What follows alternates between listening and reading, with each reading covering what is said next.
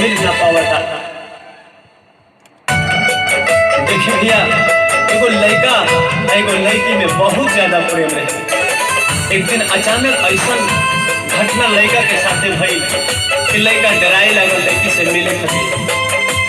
लड़का बहुत ज्यादा डरता, लड़की से मिल ना पावता। लड़की जब कहती मिले खातिर, अब लड़का का कहता सुनो। कैसे करी भेंट रानी, करी का बहाना हो।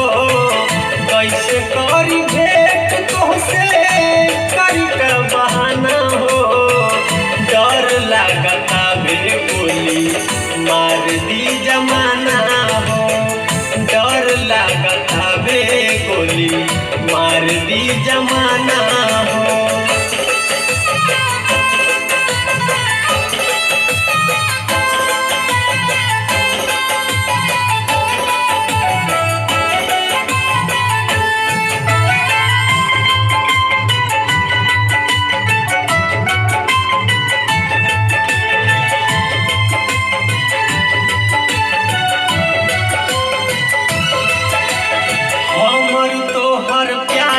बीच में खड़ा बहुत दीवार बा, कैसे जाई मिले तोहसे प्रेमी तोहार लाचार बा।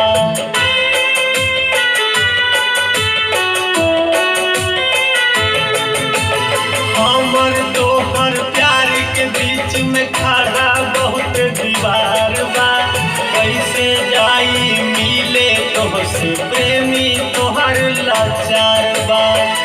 बंद कोई दिहल पापा सगरो या न जाना हो। बंद कोई दिहल पापा सगरो या न जाना हो।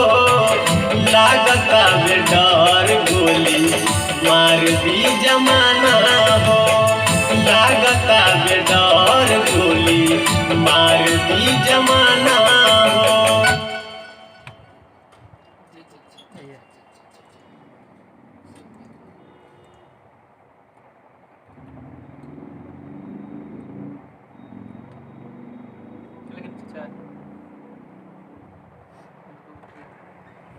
चला जाना।